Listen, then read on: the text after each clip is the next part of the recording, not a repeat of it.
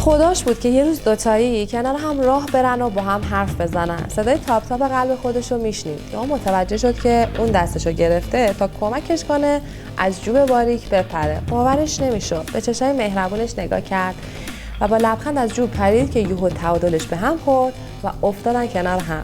چقدر منتظر این لحظه بود. با خودش فکر میکرد زندگیم به قبل و بعد از این لحظه تبدیل میشه. درست فکر میکرد. فقط نمیدونست چجوری. نمیدونست بعد از این لحظه اصلا چقدر دیگه از عمرش باقی مونده. و من امروز اینجام که همینو بهتون بگم. سلام دوستای کارگاه اسمیت، خوبین؟ چقدر خوشحالم که با یه برنامه دیگه پیشتون هستم.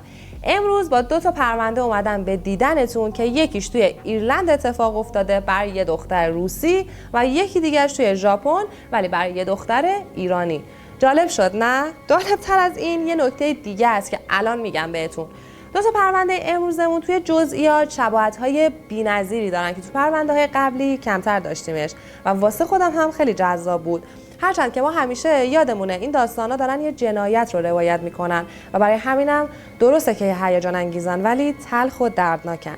فقط قبلش لایک و سابسکرایب یادتون نره که مایه دلگرمی تیم کارگاه اسمیته. خب پس بی معطلی شروع کنیم که ماجراهای حیرت انگیز زیادی داریم برای شنیدن و دیدن. بذارین اول از داستان ایرانیمون شروع کنم، از زندگی آقا رضا که اصالتا زنجانیه ولی متولد و بزرگ شده تهرانه و به دلایلی که بعداً بهتون میگم سال 69 تصمیم میگیره بره ژاپن زندگی کنه. برای همسن و سالای خودم بگم که تو اون سالها ژاپن رفتن خیلی به قول خودمون ترند شده بود. آقا رضا که میبینه چند تا از دوست و هم محلیاش رفتن ژاپن و از نظر مالی خودشونو بستن، میگه چرا که نه، منم پاشم و بعد از شکستای مالی عاطفی وسط این سرخوردگی و افسردگی برم ژاپن، شاید فرجی بشه. خلاصه که تو سن 28 سالگی پا میشه میره ژاپن و خوشبختانه کارش میگیره و میتونه توی کارخونه‌ای که کار میکنه حسابی به چشم بیاد. اوضاع مالی که بهتر میشه، حال و احوال روحیش هم یه جورایی درست و درمون میشه. این وسط دختر سرکارگر که خودش هم حسابدار همون کارخونه است، یه دل نه 100 دل عاشق آقا رضای خوش استایل سروزیر ایرانی میشه و شروع میکنه به نخ دادن و دلبری کردن. آقا رضا هم بعد از چند ماه دوستی که میبینه دختر دلشو خوش کرده به ازدواج، میشینه رک و راست و پوست کنده براش تعریف میکنه که تو ایران عاشق شده و خیلی زود ازدواج کرده ولی معلوم شده که عقیمه نمیتونه بچه دار بشه و واسه همین زنش طلاق گرفته و اونم ناامید و دل شکسته پا شده اومده ژاپن که دیگه تهران نباشه. جونم واسهتون بگه از اونجا که عشق این حرفا حالیش نیست و حسابی آدمو کر و کور میکنه، دختر ریزه میزه و چشم‌بادومی قصه‌مو میگه من خودتو میخوام و بچه برام مهم نیست. خلاصه که دختره یک کیمونو قرمز میپوشه و آقا رضا یعنی کهدو و زوجتو میخونه و زیر شکوفه‌های گیلاس یه پیوند کاملا شرقی و عاطفی میبندن و چند تا عکس عروسی هم میفرستن تهران واسه خانواده. تقریبا 2 سال بعد آقا رضا دست عروس رو میگیره تا ببره تهران و فامیل پاگوشاشون کنن که ورق یه جورایی برمیگرده. چرا و چطورش رو الان واسهتون میگم. از اونجا که آقای رضا خانواده پر جمعیتی داشته، توی هر مهمونی بالاخره چندای نوزاد و بچه کوچیک خوشمزگی میکنن، یهو دل دختر ژاپنی قنج میره واسه داشتن یه بچه. فک و فامیلم با این که میدونستن آقا رضا بچه‌ش نمیشه ولی صرفا جهت غریب نوازی یا کرم ریختن هی به زنش میگفتن ماشاءالله چقدر بهت میاد بچه بغل کنی. عرض به خدمتتون که به توصیه خاله خانباجی‌ها قرار میشه یه بچه از ایران به فرزندخوندگی قبول کنن و وردارن برن ژاپن.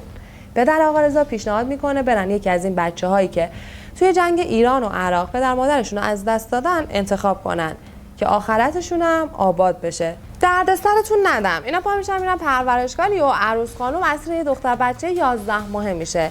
یا دختر سفید و لبگلی با موهای لخت مشکی، چشای درشت سبزابی و موجه‌های بلند، درست عین یه عروسک. زن آقا رضا جلوی تخت این بچه خشکش میزنه و دیگه یه قدم هم جلوتر نمیره و میگه من همینو میخوام. کارهای قانونی و واگذاری بچه خیلی سریعتر از اونچه که فکرشو میکردن انجام میشه. رهاورد سفر عروس و داماد به ایران میشه یه دختر خوشگل و مامانی با یه اسم قشنگ ایرانی ژاپنی. آقا رضا که گفتیم زنجانی بوده، به یاد مادر مرحومش اسم آنا رو انتخاب میکنه و خانومش هم اسم میتسو رو و یه شناسنامه میگیرن به اسم آنا میتسو. و بچه به بغل راهی ژاپن میشن. دیگه وقتشه بریم سراغ اون یکی داستان تا دستتون بیاد که وقتی میگم شباهت‌های این دوتا پرونده خیلی عجیبن یعنی چی. ماجرایی که قرار براتون تعریف کنم کاملا شبیه داستانیه که شنیدین. اینجا هم یه زوج داریم که هر کدوم اهل یک کشوری هستن. یه مرد فرانسوی که توی ایرلند زندگی میکنه و معلم زبان فرانسه است و زنش که ایرلندیه و مدیر ارشد بخش حقوقی یه شرکت دولتی. سال 2006 اونا یه بچه از پرورشگاه به فرزندی قبول میکنن. تا اینجا که شبیه به پرونده قبلیه، ولی این بچه کیه و اهل کجاست؟ اینجا یه شباهت داریم و یه تفاوت که میگم براتون. این بچه یه دختر 2 ساله‌ای متولد روسیه است به اسم آناستازیا. خب همونطور که دیدین اسمشون خیلی شبیه که واقعا حیرت انگیزه. آنامیتسو و آناستازیا که هر دوتا رو خیلی آنا صدا می‌زدن، ولی تفاوتش اینه که آناستازیا اهل یک کشور دیگه است. یعنی توی یه خانواده 3 نفر از 3 تا کشور زیر یه سقف زندگی میکنن، ولی آنامیتسو مثل آقا رضا ایرانیه. بعد از تکمیل شدن مدارک آناستازیا هزاران کیلومتر از کشور خودش دور میشه تا تو ایرلند با پدر و مادر جدیدش زندگی کنه و هر سال 2 روز براش جشن میگرفتن. تاریخ تولد اصلیش تو 18 فوریه و تاریخ فرزندخوندگیش تو 10 آگوست. آنا یه دختر با روحیه سرسخت و ورزشکاره که عاشق شنا و رقصه و بیشتر اوقات جلوی آینه در حال تمرین رقص و آواز بود. اون تو بچگیش چند تا مشکل جسمی داشت. مثلا یه عمل سنگین 6 ساعته کرد برای برداشتن یه تومور که باعث شد از نظر بینایی و شنوایی دچار مشکل جدی باشه. توی نوجوانی هم درگیر یه بیماری خیلی خطرناک و نادر میشه و به همین علت رشد استخوان‌هاش سریعتر از رشد ماهیچه‌هاش بود. پدر مادرش میگن آنا دختر خیلی حساس و معصومی بود و یه بار از طرف مدرسه بهشون هشدار داده بودن که آنا در مورد میل به خودکشی با یکی از معلماش صحبت کرده بوده. معلم‌های دبستان نگران ورودش به دبیرستان بودن، چون به نظر اونا این حجم از معصومیت و سادگی میتونست باعث بشه که بچه‌های دیگه ازش سوء استفاده کنن و برای همین پدر مادرش موقع ثبت نام با مسئولان دبیرستان صحبت میکنن و نگرانیشون در این مورد با اونها در میون میذارن. وقتی آنا 13 ساله بود طبق پیش‌بینی‌های معلمش تو مدرسه مورد آزار و اذیت قرار میگرفت. قلدرا بهش زور میگفتن و به خاطر فرزندخوندگیش مسخرش میکردن که پدر مادر واقعی نداره. آنا تو 13 سالگی قد بلندی داشت و خیلی بزرگتر سنش به نظر می رسید که بابت اینم اذیتش می‌کردن. پدر و مادرش گاهی از پیام‌های بچه‌ها اسکرین شات می‌گرفتن و به مدیر مدرسه نشون میدادن، ولی در مجموع کمکی به بهبود وضعیت نمی‌کرد. آناستازیا یه بار اوایل پاییز حسابی هیستریک و عصبی برمیگرده خونه. گویا توی مسیر 4 تا پسر بهش نزدیک شده بودن و مدام ازش درخواست رابطه جنسی کرده بودن و حتی یکی لمسش هم کرده بود. خانواده به پلیس شکایت میکنن و اون پسر به خاطر کارش اخطار میگیره و از مدرسه تعلیق میشه. آنا خیلی دلش میخواست که بتونه با بچه‌های زیادی دوست بشه، ولی دوستای کمی داشت. برای همین بیشتر توی فضای مجازی فعالیت میکرد و یه کانال یوتیوب هم داشت که ویدیوهاش رو در مورد لباس و آرایش و رقص به اشتراک میذاشت. بکنم بهتره یه سر بریم ژاپن تا ببینیم زندگی اون یکی آنا توی خونه و مدرسه چجوری پیش میره. موافقین؟ زندگی آقا رضا و زنش با حضور آنامیتسو از این رو به اون رو میشه. دختر بچه شیرین و خوشگل عیششون رو کامل میکنه و زندگی حسابی بر وفق مراد هر سه تاشونه. چهره خاص و متفاوت آنامیتسو با اون چشای درشت و زیباش باعث میشد هر وقت که میرن بیرون بقیه ازش عکس بگیرن و حسابی تو کانون توجه باشه. توی مهد کودک و مدرسه هم اوضاع همینطور بود. وسط یه عالم بچه ریزه میزه و بهنمک ژاپنی با چشای بادوموی و ریز، آنامیتسو با چشایی که مثل اقیانوس سبزآبی بودن و موجه‌های بلند و فرخورده مشکیش و حافظه بی‌نظیرش واسه مربی‌ها و معلم‌ها عین یه نگین بود. البته نه فقط برای مربی‌ها و معلماش، واسه پسرای مدرسه هم آنامیتسو یه دختر رویایی بود که هر کدوم از یه ور واسش قش می‌کردن. ولی آنا به همون اندازه که رویایی بود غیر قابل دسترس هم بود. از طرف زیادی مغرور بود و خودش رو از سر همه زیاد میدونست. از طرف دیگه انقدر توی خونه لوسش کرده بودن که حسابی اهل ناز و ادا بود و یه جورایی بچه پر رو. سرزبون هم داشت و حسابی تیکه مینداخت و عین یه شاه دخت توی مدرسه واسه خودش سلطنت میکرد.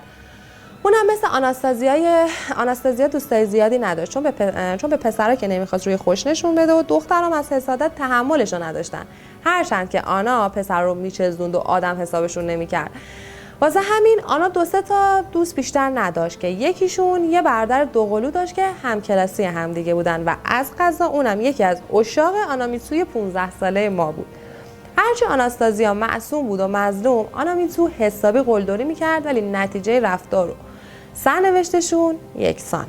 احتمالاً حسابی کنجکاو شدین که بدونین چطوری میشه نتیجه 2 تا روحیه متفاوت یکسان و یکی باشه. ما اینجاییم که همینو براتون بگیم. همراهمون باشین تا این شباهت‌ها رو یکی یکی پیدا کنیم و تیک بزنیم. رسیده بودیم به اواخر بهار سال 2018 که آناستازیا 14 سالش شده بود و داشت امتحانات آخر سالش رو میداد. اواسط ماه می بود. یه روز دوشنبه مادر آناستازیا مجبور بود بره دوبلین برای یه جلسه کاری. ساعت 4:55 از پدر آنا بهش میگه که یه پسر دم در باش کار داره.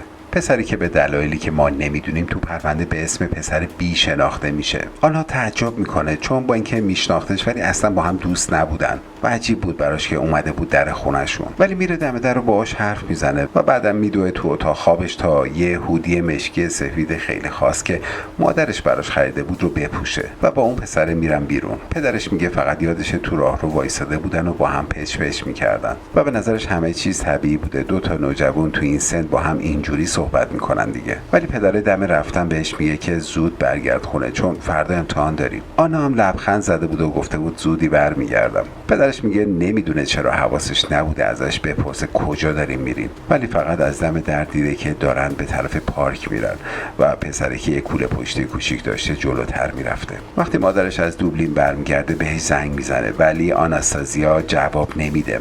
مادرش میدونه که اون دوستی نداره که بیاد دنبالش در خونه. مادر بعد از مدتی با ماشین میره سمت پارک ولی خبری از آناستازیا نیست. اونو از پسر بی، خانواده‌اش و محل زندگیش هم اطلاعی نداشتن. برای همین میرن پیش یکی از دوستاشون که یه کارگاه بازنشسته بود و اونم میگه سریع با پلیس تماس بگیرن. ولی از نظر پلیس دیر کردن آناستازیا چندان نگران کننده نبود. با این حال پلیس در قدم اول سعی میکنن بفهمن پسر بی کیه و خونش رو پیدا میکنن و میرن دم در خونش. ولی اون میگه که با آناستازیا رفته بودن پارک ولی ساعت 5:40 خداحافظی کردن. اون شب به صبح میرسه ولی خبری از آناستازیا نمیشه.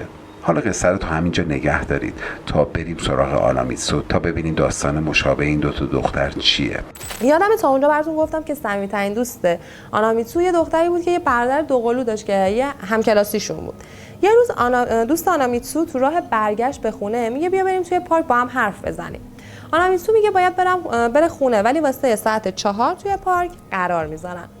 وقتی بعد از ظهر همو میبینن دوستش میگه راستشو بخوای من این قرار رو به خاطر خودمون نذاشتم و برادرم با اصرار و التماس ازم خواسته که تو رو بیارم اینجا تا باهات صحبت کنه.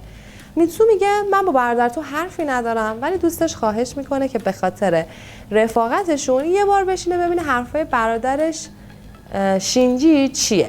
اون میگه خودت هم میدونی با اینکه خیلی باهاش بد حرف میزنی ولی اون عاشقته. آنامیتسو هم میگه من علاقه بهش ندارم. خودت زبونشو بهتر بلدی برو بهش بگو حرفاش نظر منو عوض نمیکنه. دوستش بازم خواهش میکنه و میگه به خاطر من یه بارم که شده بذار از زبون خودت بشنوه. بهش علاقه نداری و تنها پسری که دوستش داری تو ایران زندگی میکنه تا هر دومون از دست این عشق یه طرفش خلاص بشیم. آنامیتسو قبول میکنه و دوستش اونو میبره پیش شینجی که روی یه نیمکت منتظرشون نشسته. بعدش هم خودش خدافظی میکنه تا اون 2 تا بتونن راحت صحبت کنن.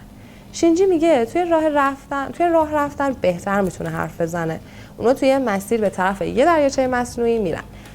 شینجی سکوت کرده. آنامیتسو بابت ترسش از حرف زدن مسخرش میکنه. همین که به یه جای خلوت میرسن یهو شینجی به آنا حمله میکنه و با مشت و لگد به جونش میفته و میگه اصلا حرفی برای گفتن نداره و فقط میخواد بابت تحقیرهایی که شده انتقام بگیره. آنا شروع میکنه به داد و فریاد کردن ولی شینجی هم خیلی قوی و پرزور و هم خیلی عصبی و کفری. آنامیتسو نازک نارنجی فقط جیغ میکشه. شینجی از ترس اینکه کسی صداشو بشنوه محکم دهنشو میگیره و گلوشو فشار میده و تهدیدش میکنه که داد نزنه تا ولش کنه. آنا لج میکنه و شینجی فشار دستاشو بیشتر میکنه و دراز میکشه روی آنا و بالا تنشو میندازه روی صورتش که نتونه جیغ بکشه. یهو یه صدا از پشت درخت‌ها میشنوه و به سرعت خودشو جمع جور میکنه و چند قدمی فرار میکنه. به نظرتون کیه که از راه رسیده بود؟ تازه وارد آنها رو آزار جنسی میده یا بهش کمک میکنه تا به حساب شینجی برسن. یعنی ممکنه خواهر دوقلو نقشه کشیده باشه برای میتسو؟ راستی از آناستازیا چه خبر؟ به نظرتون پدر فرانسویش بلای سرش آورده یا همون پسر بی؟ چقدر احتمال میدین که آناستازیا انتقام تمام قلدریای بچهای مدرسه رو از پسر بی گرفته باشه و فرار کرده باشه؟ جواب همه سوالاتتون توی قسمت بعده. پس قسمت جذاب و هیجان انگیز بعدی رو از دست ندین. کارگاه اسمیتی‌های عزیز ممنون بابت همراهی و چشم به راهتونم تو برنامه بعدی. به امید دیدار، خدا نگهدار.